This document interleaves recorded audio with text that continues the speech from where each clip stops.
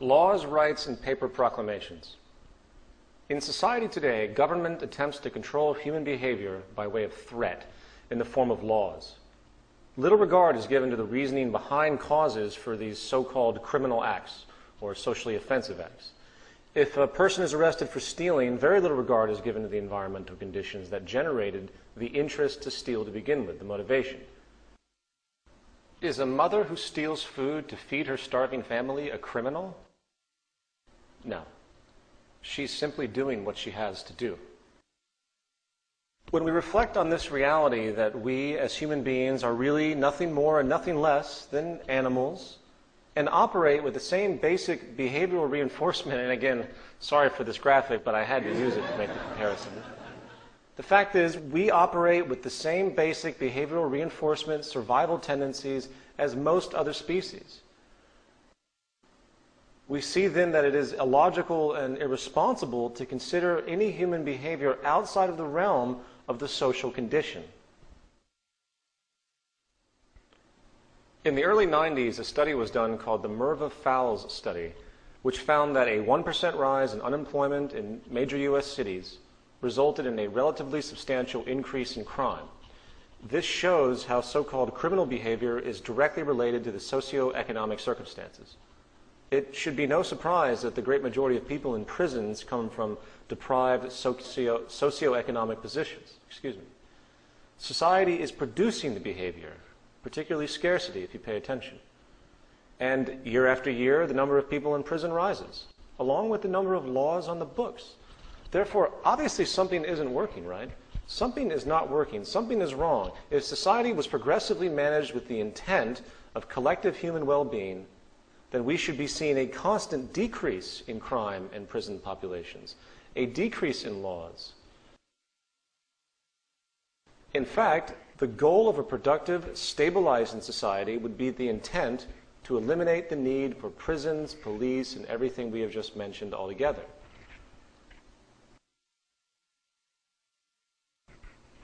I think Lisa Simpson put it best. And that's the drunk tank, and this is Mommy's desk. Mom, I know your intentions are good, but aren't the police a protective force that maintains the status quo for the wealthy elites? Don't you think we ought to attack the roots of social problems instead of jamming people into overcrowded prisons? Look, Lisa, it's McGriff, the crime dog.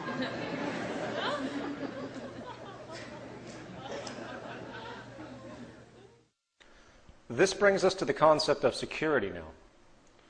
Since 9/11, security measures across the world have gone berserk with irrationality. The public at large, especially in America, is now neurotically obsessed with security. The solution to violent human behavior is evidently more police, more cameras, and less freedom and liberty. I hate to break it to everybody, but if somebody really wants to kill you, or blow up an airplane, blow up a shopping mall, or do anything they want, essentially, in the form of violence, release toxic gas in the subway, they will find a way to do it. No form of security will ever stop that. Therefore, the logic is wrong. It is impossible, and the whole basis of security as we know it is the absolute reverse of the application that's required to solve these types of issues. True security comes from solving social problems, addressing the environment and reasons, or the neuroses and distortion of the human being. Disparity is obviously growing. Now, why am I bringing this up? There is some research that's been done by a few parties, one being Richard Wilkinson of the University of Nottingham in the UK, which has shown a strong correlation between crime and income inequality. Not absolute income, but inequality itself. It's psychological. For example, in the United States, which has the largest income gap in the world, I wonder why of course we're also the wealthiest in the world. I wonder why we have the largest prison population in the world. Why is there so much distortion? It's possibly because of this tremendous economic stratification. Here is a chart showing the growing disparity divided into the upper and lower classes. While the lower classes stay poor on average, the gap between them and the upper and middle classes continues to grow extensively. I believe this is the basic source of the increase in crime across this planet holistically. There seems to be a correlation between growing disparity in prison population and hence crime. The more income inequality, the more crime. It comes from what some people refer to as psychosocial stress. So, coming back to my original point, when it comes to the concept of security, I think one of the most important things we should be considering is reducing the global income gap. In other words, I think that the more this inequality in the world grows, the more world conflicts that will arise on multiple levels. Okay, now we're going to move on to paper proclamations. Today we use paper proclamations, as we call them, to denote a person's so-called rights. And just like laws, they are culturally biased, artificial concoctions, which attempt to solve reoccurring problems by simply declaring something with words on paper, usually. Rights, in fact, have been invented to protect ourselves from the negative byproducts of the social system itself. And once again, instead of seeking a true solution to a problem, we invent these patches by way of paper proclamations in an attempt to resolve them. This does not work. It has never worked. There is really no such thing as an unalienable right outside of the culture which it is assumed. We are making this up. Therefore, liberties need to be inherent in the social system by design, not alluded to ambiguously on paper. As a classic example of this, let's take the notion of divine law, the famed 10 Commandments. Thou shalt not steal, thou shalt not murder. Why?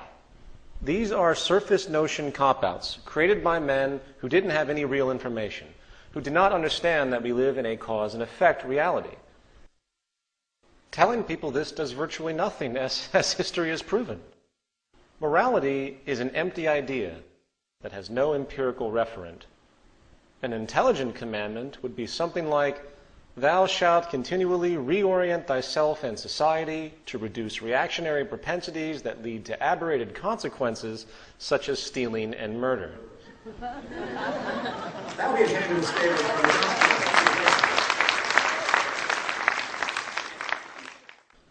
The same surface irrelevancy applies to any constitution or Bill of Rights of any country on this planet. In the Bill of Rights of the United States, there is an attempt to secure certain freedoms and protections by way, again, of mere text on paper.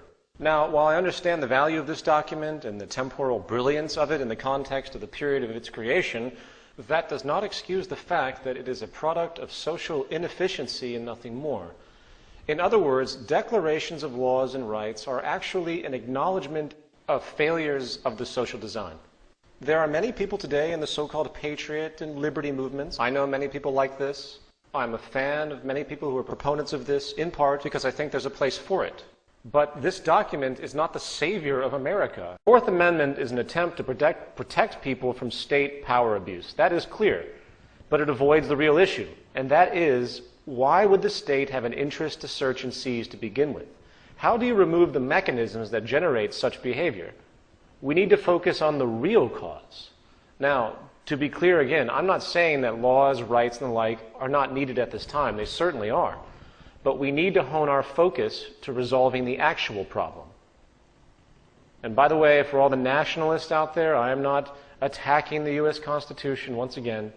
However, it is not the answer. And it's naive to think that this document really has that much relevance. Again, I am a fan of people like Ron Paul and Dennis Kucinich. I believe there's a place for the work that they do. But it's not the answer. The history of America is just like the history of any other country on this planet. It is a history of deception, fraud, and corruption. There is nothing to return to, for the integrity was never there to begin with. We must move forward, not backwards.